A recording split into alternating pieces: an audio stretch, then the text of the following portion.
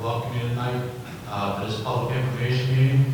You're here because you received a letter indicating that you were in the sewage service area for the Phase 1 contract. That Phase 1 contract consists of Contract 1, which is the wastewater treatment plant or water resource recovery facility.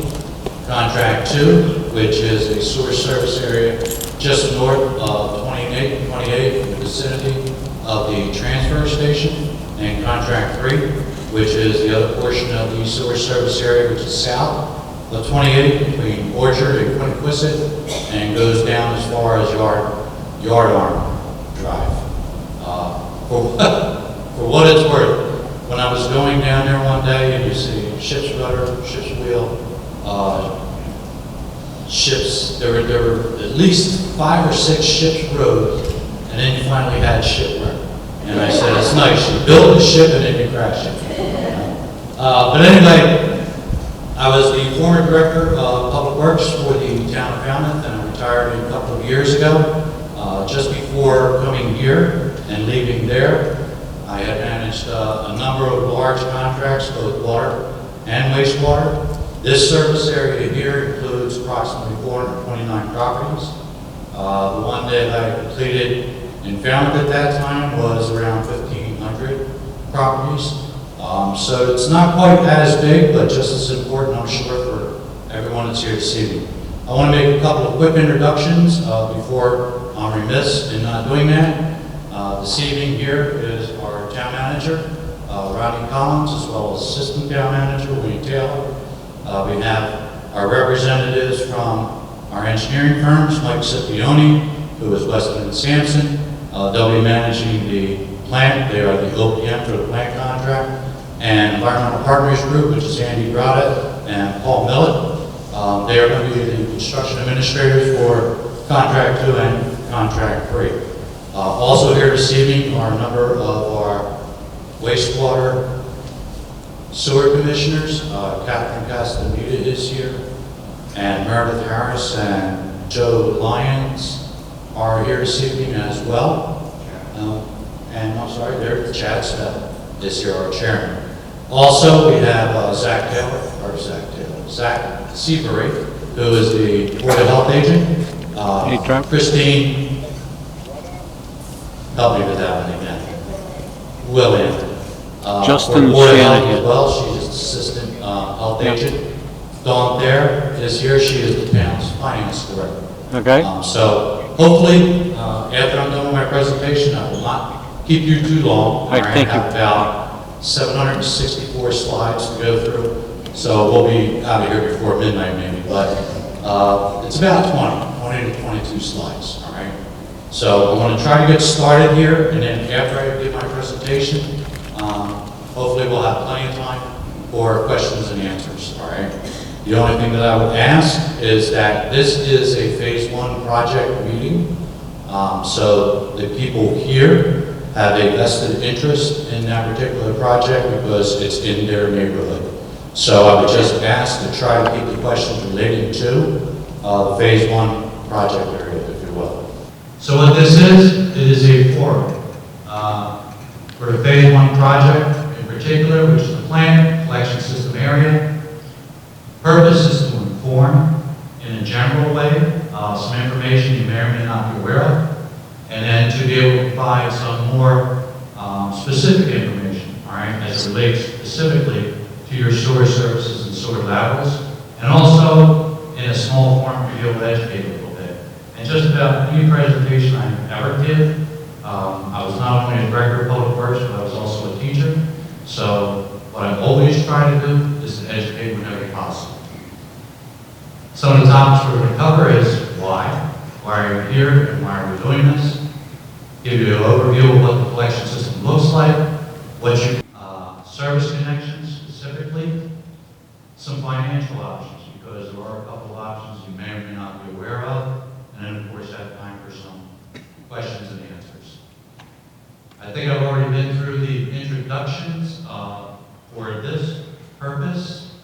Angela DeCarmo from Barnstable County Septic Management Loan Program, SMLP coordinator. She is not here this evening. unfortunately she wasn't able to make it. There were a small number of brochures on the desk outside. You may wish to take a couple of those. That's probably going to be one of your most important tools after you leave this meeting. I will make sure that all of the information for her and her office is clearly shown on the slides tonight. This is going to be televised publicly, and then as I understand it, it's also going to be available for reviewing. So why do this? Primarily due to environmental degradation, which is associated with wastewater contamination. These are the areas of interest. You have the ponds, you have the rivers, you have the embankments, and lastly you have the aquifers. The ponds were not the primary goal of the program that brought on the wastewater initiatives throughout the Cape. It was the embankments. The embankments were failing, and they were failing miserably. The old grass was leaving. The habitat was suffering greatly. And for almost every community on the Cape, and especially in the Upper Cape area, everything starts uphill with respect to water flow and groundwater flow. So up around the middle of Joint Base Cape Cod is where the apex was for our particular lens of water for the aquifer. And then everything flows out toward the canal and toward the sound for that. So everything that happens in between those areas is going to ultimately impact the embankments. However, a lot of people forget about the ponds. But yet, here we are with a major pond problem. The same issues that are causing the degradation and failure of the embankments are at the same time causing the failures in the pond system. So now, in recent years, as seen many ponds throughout the Cape closed due to cyanobacteria, as well as other types of algae forms. The ecosystem for the ponds is very poor. So this is one of the primary reasons why we are where we are today. To the credit of the Sewer Division, over the course of the last year and a half, 2 years, they have been recognizing that the MEP program's focus was specifically on the embankments. And they couldn't see a reason why we couldn't focus on both. Be able to have healthy ponds and healthy embankments, and in the middle, healthy rivers as well. All of these also affect the aquifer. So please try to keep that in mind. When I talk about wastewater contamination, as we go through this, you'll hear about nitrogen and phosphorus. That's not just my primary concern either. As a teacher, I've been heavily involved in water and wastewater initiatives all my life. At the state level, local level, everything. And so, from a drinking water perspective, please try to keep that in mind. That the wastewater issues, from an environmental perspective, are focusing on nitrogen and phosphorus, but it's really everything that you waste out of your home. Everything you flush down the toilet, the sink, the shower, all of it is going down, and ultimately can get into the aquifers. Title V systems, that's historically what everybody has, either that or they have a cesspool, but either way, relatively ineffective. That doesn't mean no bad things. A Title V system has a job to do. That job is to break down solids. It does that well, but it doesn't remove nitrogen, it doesn't remove phosphorus, to a very, very small degree. It does not remove contaminants. So it is a miniature biological reactor that breaks down solids and does it well. For our purposes, it just isn't that effective. Then you have what's known as the IA systems, right? Innovative alternative. They are somewhat better, and I'm going to give you the numbers as to where they are on nitrogen removal in a minute. But their focus is primarily on the nutrients, such as nitrogen and phosphorus, not contaminants.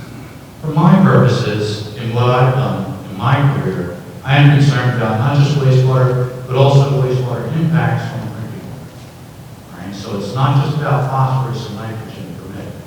For what it's worth here to understand phosphorus and nitrogen, we call them contaminants, but they're actually elements. That's why they're always capitalized. All elements are on the periodic table. And 78% of every breath you are taking right now is nitrogen. 21% is oxygen. And 1% is everything else. So although we call it a contaminant, it doesn't mean it's an evil son. Okay? It is natural, and it's part of every breath that Sanitary sewer system, at least as far as my opinion goes, is the best solution overall, and that's dependent upon the plant technology that you select. I'm going to tell you a little bit about your plant technology that you selected in a minute as well. Why do I say they're the best? And this is fairly simple. They'll treat a wide range. They're upgradable. By treating a wide range, we're talking about if you take on not only nitrogen and phosphorus, but it can also take out other contaminants. It's upgradable. What does that mean? A lot of times I'm expected to predict the future. What's the regulatory environment going to be like tomorrow? Is it going to be easier or tougher? It's always going to be tougher. It's never going to get easier. The list of contaminants that are going to be considered hazardous or problematic is going to get longer and longer.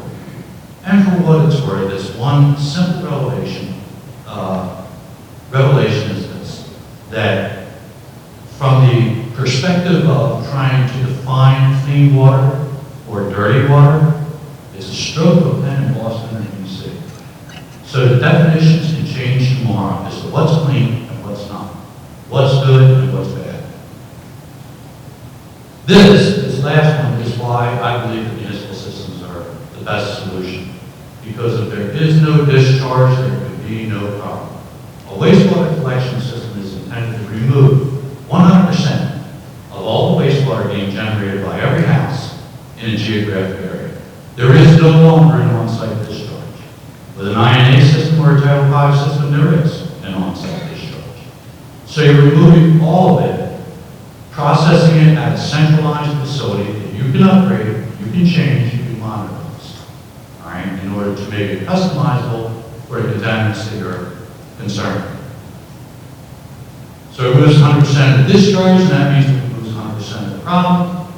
Usually it's more cost effective than an on-site solution. So from a big pipe theory perspective, to remove a good amount of nitrogen, municipal wastewater collection systems that are properly designed and constructed and managed can be considered more cost effective than the on-site solutions overall. MBR is capable of 3 milligrams per liter. MBR is the technology that has to be selected for your particular plant. And I'm going to cover something about that technology in a minute. An INA system is capable, meaning it has a target value of 19 milligrams per liter of nitrogen to remove. So as you can see, from a pound-to-pound perspective, you're getting much better removal of nitrogen out of a plant, this plant, than you would be with the on-site systems. So you ask yourself why, and this is why. In 1950, you had approximately maybe 50,000 residents of Cape. Why? Because Barnstable County is the Cape. And then as of the year 2000, so you're only looking at a 50-year horizon here, you were about 220,000 for a population. That is a massive expansion in a relatively short period of time. Bottom line, the environment can only assimilate so much human activity, and we've gone far beyond that here. So what are the objectives when we're talking about wastewater? You want something from a physical, chemical, biological perspective. That's usually how we try to measure improvements. From a physical perspective, you want it to be clean, but then again, that's kind of relative because clean means what you think is clean. All right? If I take a very clear glass of water, load it up with arsenic, it's going to look very clean. It'll be odorless, all right? And even if it's loaded with arsenic, it's still going to be natural, all right? Because arsenic is on the periodic table of elements as well, all right? That doesn't make it a good thing. So you have to be careful with perceptions. And I'm going to show you a couple slides tonight too, perception-wise, that show pretty shades of green. That's all counts. There's nothing good about it. It looks nice, but there's nothing good about it. When we talk about natural here or physical characteristics, natural in the state of Massachusetts is actually a word that gets used in technical terms, and they call it pilgrim flows. Pilgrim flows meaning trying to take the environment back to what it was in pilgrim days before everybody was here, and trying to restore to that level. Chemically safe, this is where people do have concerns. People don't want chemicals in their water. And the bottom line today, for anybody who's thinking about especially if you're thinking about drinking water. I could talk about one-on-one trichloroethylene, or methyl tertiary butyl ether, and a number of other contaminants. Bottom line, I think for all of you, if you can't pronounce it, you don't want to do. That's the bottom line. No amount of most of these chemicals can be considered good. If they're not good for you, they're not good for the environment as well. Pathogen-free, a pathogen is something that's considered harmful to humans. Right? So you want it bacteriologically safe in that regard, nuisance-free with respect to algae, and being biologically diverse, meaning it's restoring back to its natural ecosystem. So you will see a diversity of biological activity across the board. That could be aquatic plants, could be critters in the wetlands and what have you. So here you have a chart that's very busy. You don't need to try to figure this one out, all right? Because I'm going to start right down here along the bottom of this purple area over here. That says particle filtration. Everything above that zone, going up here like this, is what it's capable of removing. And up here at the very top it says most of these things are visible to the naked eye. Next in line here, you have microfiltration. And microfiltration can handle everything up in here and back down. And up here is where you have some viruses, bacteria, tobacco smoke. So microfilters pretty effective at removing them.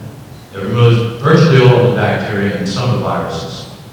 Then over here you have ultrafiltration. So that goes up here, handles this area. So there's the rest of the virus chain held in there. That can take out paint, oil silica, carbon black. Over here you have nanofiltration. It's a much smaller range of what it handles right here. And lastly, this is the biggest one, that's reverse osmosis. And everybody's heard about it in part of the country. Right? That's where you take salt water and convert it into drinking water. So now, from a range perspective, all the way up here, this is the ionic range. That's what a molecule breaks apart. That's how small and big. Right? So where is your plant on this scale? It takes all of that. It's remarkable for a wastewater plant. Literally, what that means when you take the bacteria and viruses out of there, you're pretty close to drinking water quality on the effluent coming out of the plant. That is an MBR. It's a membrane biological reactor at the ultrafiltration level. All right. So you're only 2 steps away from the most sophisticated water purification system there is, reverse osmosis. This is a funny snapshot because I wanted everyone here to know and understand the bidding process we just had and what that means for all of you, because bids came in higher than expected. The plant itself came in over $8 more, $8 million more than what was expected on that. So up here on the upper left is where I'll start. $54 million was appropriated. Engineering was going to be $6.5. Details and utilities about $2 million. That left $45.5 million out of the remaining funds out of bid before. Then the base bids that came in on all 3 contracts, which this funding amount is covering all 3, is about $41.5 million. So if you put the contingency on here, it's 5% contingency that you put on here. This comes to 43.5. Subtract 43.5 from 45.5, leaves you $1.9 million is what's left after the base bids are awarded. There were 18 alternates listed in the bid documents, meaning that the expectation was, just in case, and it's fortunate the town did it this way, that just in case bids came in higher than what the appropriations were, the town might still be able to make the base bids and maybe even select 1 or 2 of the alternates. Right? If they had not done that, and this was almost right on the $8 million, if this bid had come in $2 million more, you wouldn't be awarding anything. Nothing would be getting done. All right. Then we go over to the right side here. Contract 1 was awarded at $27.9 million. Contract 2, $5 million. Contract 3, $9.8. Total on that was $42.7 million. Then you had the contingency you put on it, gives you 44.8, that left $600,000. For a $54 million contract, that's a pretty tight cost category, all right? So fortunately, town was able to award the base contracts on all 3 bids. But, of course, that means that there are some surprises. So, this is the collection system, 2 and 3. One's north of 28, one's south. So here's 28, right here. That means this area up here is collection system north. Right where that green box is in the middle, that's where the plant's going to go, the transfer station. And then down here, you have South 28, coming down Quinniquisette, right here. And you have Orchard here, and it goes all the way down to Yardley Drive, down here. So this is the aerial extent of the collection system that the town is embarking on at this time. So now we start to get into the meat and potatoes of why we're here tonight. This is contract 2.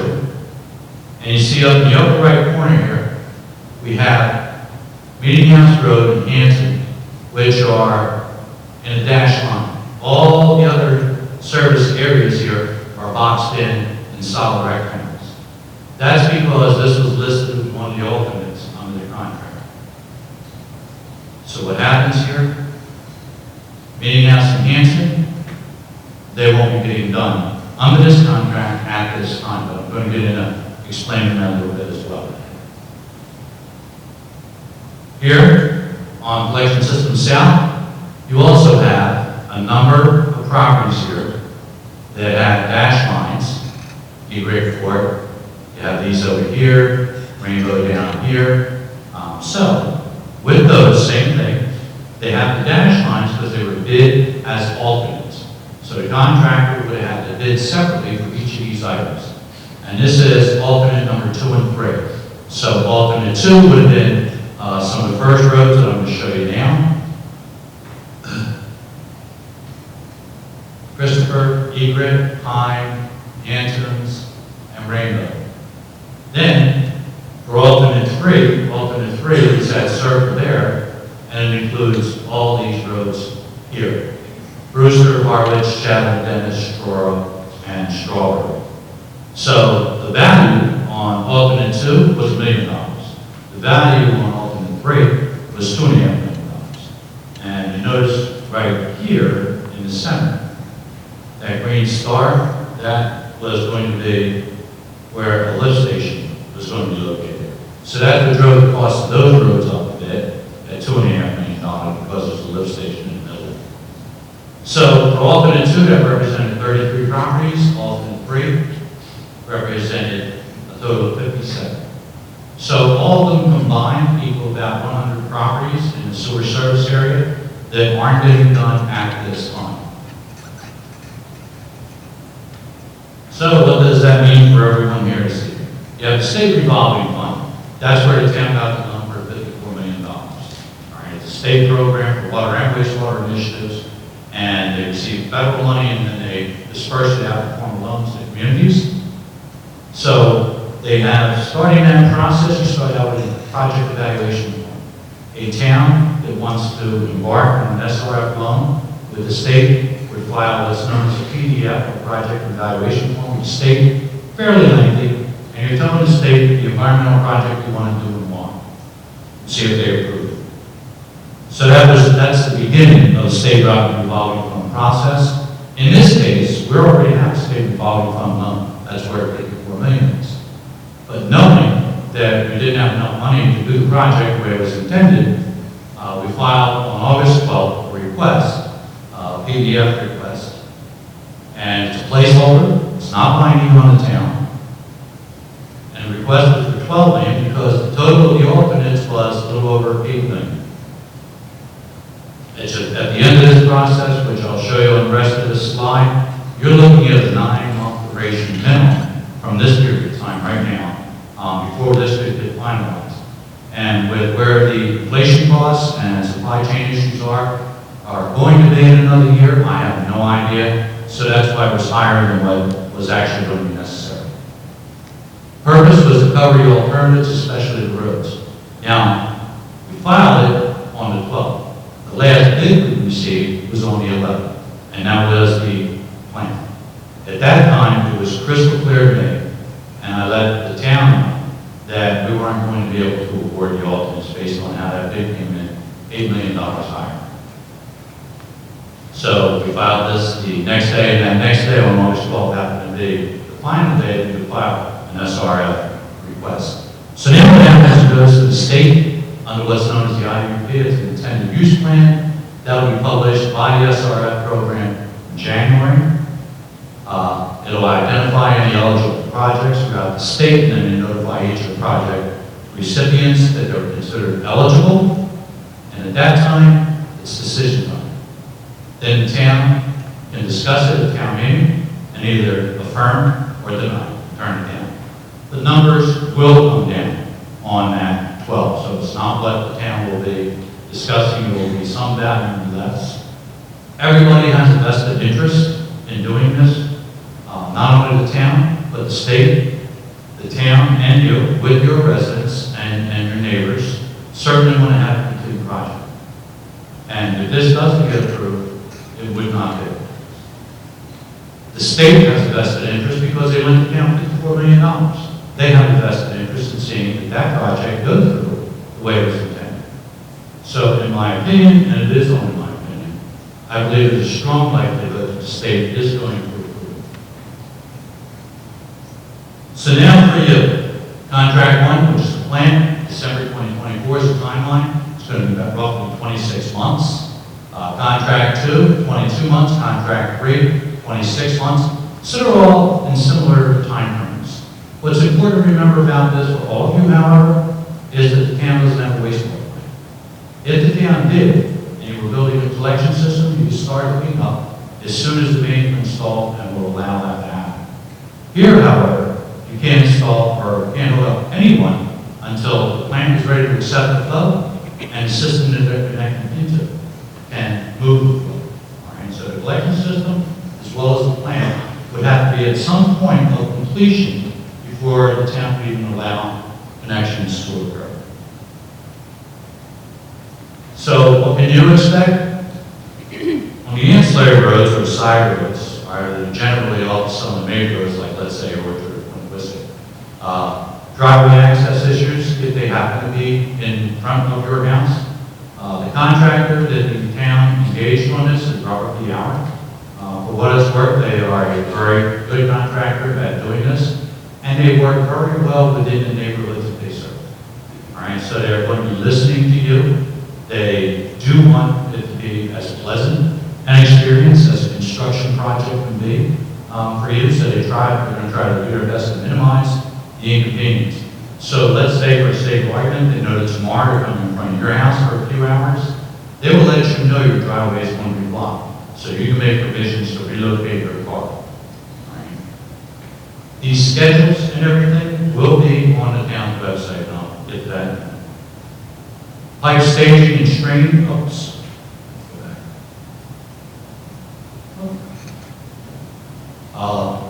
Pipe staging and screening. Staging areas, they'll select certain staging areas, and we still have to find out where one of them is with respect to RV hour. But nonetheless, a lot of times for the areas that they're moving into within a week or so, they will start actually screening the pipe or store the pipe along that street. All right, so you will see that start to arrive. The roads are going to be passable every day, all the time, at the end of the day. So when they're done, the roads will be safe, all holes and trenches will be closed, and it will be passable for traffic. On the main roads, you have both local as well as regional impacts. So you have potential for either two-way or one-way traffic. And some of the major roads we're talking about here are Orchard, Quinquistic, and Route 28. Route 28 will likely get done somewhere between April and May of next year. That's about the only window of opportunity there is within the state requirements. Right? You can have potential road closures, detours, and/or delays. We're hoping not to have road closures, but I can't stand here and give you an absolute on that because it may happen. Normally, we always try to keep at least one lane open for two-way traffic, all right? But it's hard to say if something comes up. School bus timing is going to be off. Town will be working closely with school officials and school bus carriers such that they will know in advance where they can expect to have a problem on any given street. But nonetheless, that still normally disrupts their timing. So you can expect either they're going to show up earlier and or later than normal. And this last one, for me anyway, is very important. Okay? I know it's going to be disruptive. It's going to be dirty. It's going to be dusty. It's going to be noisy. At the same time, it is absolutely necessary. And it needs to be done. As I said, fortunately for you, you have a very good contractor and very good engineering services that's going to guide everybody through it. So asking for your patience and understanding the process. They're normally not in front of your house for very long. It's normally fairly quick passage. When they have to lay the main, it usually only takes a day or so. This is probably the most important slide, one of the most important slides for all of you, your service connections. Here you see a photo of the service, a lateral service going in, and that pipe laying on the lawn back there. That's the type of pipe that they would be installing. It's known as SDR-35, I mean standard dimensional ratio, green pipe. That's what gets used for the service pipe in the street, as well as what is going to be used for your property when your service gets installed. The connection to the sewer is a mandatory connection. I know I spoke with someone on the phone last week who wondered about that, thinking that if for whatever reason people on private wells weren't going to be connecting to the sewer, everyone in the service area is connecting to the sewer. It's a mandatory sewer connection. Your responsibilities, you own the cost of the connection from the house to the road, and a lot of people don't understand where their actual property line is in front. Everybody presumes that this right here, where the edge of the pavement is the edge of your property. Notice he's all the way back up here. That's actually the edge of your property line, not all the way out to the road surface. Each property is going to be different, and you will find that out when it comes time to get construction. You're also responsible for managing the septic system properly, and you have to bear those costs as well. It requires a permit through the Board of Health. They will be more than happy to help you with that. Your contractor knows what they're supposed to do with it, but the cost is on the homeowner. Now initially is a relative term I'm going to use to see. The contractor is going to be starting in the north service area of the community, specifically on Park Road. Then you're going to work in that area for a short period of time. We do not have their second schedule yet on contract 3, the lower part of 28. As soon as we have that, we will post it, make sure that everybody's aware of it. But from Carlton, those would be the first ones that are going to be impacted. They're going to be laying that main probably first week of November. As they start to move down the street, they're going to come to somebody's house. When they get there, they need to put a sewer connection in for the house. That's going to be done right in the main. It's going to get fitted, installed in the main. Now, some of these mains can get deep. Generally speaking, they're going to run in 5 to 15 foot depth range. So it's not something where if that service is in the wrong location, that the town's coming back to rebuild. It's very costly to do that. So a flag will appear on a lawn with a door hanger instructing the owner, look at the flag. If this is where you want your service connection to be, fine, let us know. If not, then that's where they're going to put it. All right? If they do not hear back from the homeowner, that's where the service is going to be installed. And if that happens, then the homeowner is going to be responsible for crossing the lawn or whatever it may take to get to that connection. So at least take the time and be aware that you do need to figure out where you want that service lateral to be. Some homeowners may be capable of making that determination. Others may not. And if they're not, then you need to engage a contractor in order to try to help you out. And my suggestion here, I'm going to start with I'm going to go back to the contractor service installation. First, you're going to be needing somebody to help you out and determine where it's going to be done. The installation of that lateral will probably be a period of months away. All right? So you have plenty of time to get it installed. And you're better to wait at that time, because then you know the depth of your laterals, so your contractor will know exactly what it is. My suggestion to everyone is to try to get together in groups. From everything that I've seen in my career, it is the most cost-effective way for you to get something done. Like I said, each house will be different. All right, some people will have paved driveways. If that's the case, and it's a long run, then it's going to be a fairly expensive proposition. And then when you're done, you're going to want to have your driveway paved. So it's not the cheapest thing in the world. If it's going through the grass, it's a different animal. But the length of the run, the frontage of the house, there's a number of different things. Sod, whether you have trees and shrubs that are going to be in the way. Every single house is going to be considered different. But if you try to engage a contractor as groups of people, it's better for the contractor, it's better for you. Because he can come in, instead of just coming in and mobilizing to do one home in that area, if he can do 5 of them, he's going to make money and save money at the same time. And you can expect that he's supposed to pass that on to you. Just a suggestion, you're free to hire your own. This is important for everyone from a financing perspective. This is the woman that I mentioned, Angela DeParma. She couldn't be here this evening, unfortunately. But this is all her contact information. That is her email address specifically. And if you want to get on the county site for this program, that's the email that you, or the website address that you go to, www.capecod.gov. And then here you just navigate through by typing in septic management loan program. So it's a 5% rate, and that may change. I say that because I want the regional water protection collaborative committee, and we've discussed this program a number of times over the last year or so, and that 5% rate may actually change, but I can't say that this evening until they actually announce it.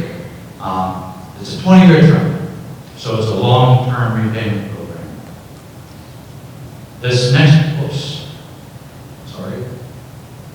next piece here, that always cracked me up. And I did make a comment about, a very strong comment about this, at that level, at the county level, when we were having this discussion.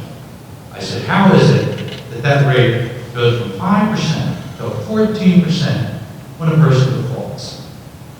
How is it that the bank always wants more of what they already know you have nothing of? I could never understand it. The problem here is, apparently that 14% is a state requirement. All right, it takes state legislation to change it. And my recommendation would be still that they pursue trying to do that. This one here is important for you. It's a betterment than even the property. You're welcome to either fund it independently, you can go out and get a loan on your own, but it is on you. That's on your credit. This here is going to be a betterment lien on the property. When they issue the money to you or to your contractor, I think this program pays the contractor. When they give you that loan, it's going to be a lien on the property that is not against you personally. So try to remember that. Keep it in mind. It runs with the property. It doesn't run with your credit. And that's an important component here. That lien will have to be satisfied before that house or property is ever sold. All right? They're going to get their money one way or the other. But as I said, one good thing about it is that it is not going against your credit personally. Both service connection as well as septic abandonment costs are considered eligible under that program for getting the loan. And the next one is going to be on taxes. Mass General Law 62, Section 6I. This is known as it's nicknamed as the Title V tax credit. In this case, though, for the other loan program, either it's your primary residence or it could be a rental property, you're still eligible state taxes, it's only if the house is considered your principal residence are you eligible for this benefit. Both sewer connection, septic abandonment costs are eligible. It's a 40% tax credit, but only up to $15,000.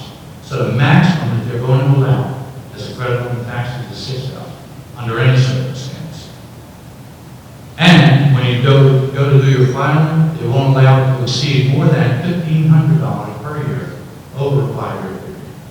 Now, what's also stupid about that a little bit, 1,500 times 4 is going to be 6,000, and that's in a 4-year period. You got to be stay up here at 5. So the law says file and telling you file. You would file a Schedule SC with Massachusetts tax return. Check with your tax advisor. It's not because I stood up here and told you so. Right? This is something that affects you and something you would need. Information update is going to be posted on the town's website. Tells you how to get there right here. It's mashpema.gov, and that threw me off initially to the MA. I was always typing mashpema.gov, not getting anywhere. You go to the board and committees on the bar above, which would be, it's not showing too clear. It normally be up, oh, here it is up here. And you go to boards and committees, select sewer commission, and then under the sewer commission is where you'll be able to navigate to get the additional information. There's nothing there at present time, but in the very near future, you're going to see a lot of information in here. You're going to see construction schedules, plus schedules, all kinds of photos, information on where they've been, where they're going, a parcel map that's going to show you how much has been done in the geographic area and how much more is expected to be done in the foreseeable future. So there's going to be a lot of information placed on there. Right? And I would strongly recommend it's going to be your best source of getting information. You could call me, and I welcome that you do, but I'm not going to be able to give you what's not already on there. If it's on there, it's because I asked to put it on. Right? So it's the best source of information in a fast and easy way. So we do this because all numbers have to be, and I'm almost done. And you can consider that this is the light at the end of that number. Now, this one is just something to ponder. This is Cape Cod. It is not the concrete jungle. It is not the fast-paced city life. It is where the city dwellers come to escape. It is where everyone else wishes they were. It is a community where people feel safe. It is a haven where families can flourish. It is friendly where people say hello and you actually mean it. And it's courteous where sooner or later a Cape Codder is going to let you out of Stop and Shop or across the street. So why do we love it here? Because of the ambiance of it. And quite frankly, I myself have traveled here, and I've never found another place like it. And so for me, it's why we're here, and it's why I'm staying. I will die on Cape Cod. Right? As far as I'm concerned, this is heaven on earth. But that is just my opinion. It's important for me, however, when I think about everything that we're talking about, it is why the people who live here came here, but you're beating it to death. The environment can't take it. Right? It's overwhelmed. Things have to happen. So this project is the beginning of the future, and this project is what is going to start showing some improvement, all right? Enhancing the quality of life of Cape Cod. So I'm a strong believer in that. I live in Falmouth. I don't live in Mashpee, but we are neighbors, and it is one of the reasons I'm here, because I do care what happens to Cape communities. All right? So I think that was it. And happy to answer any questions that April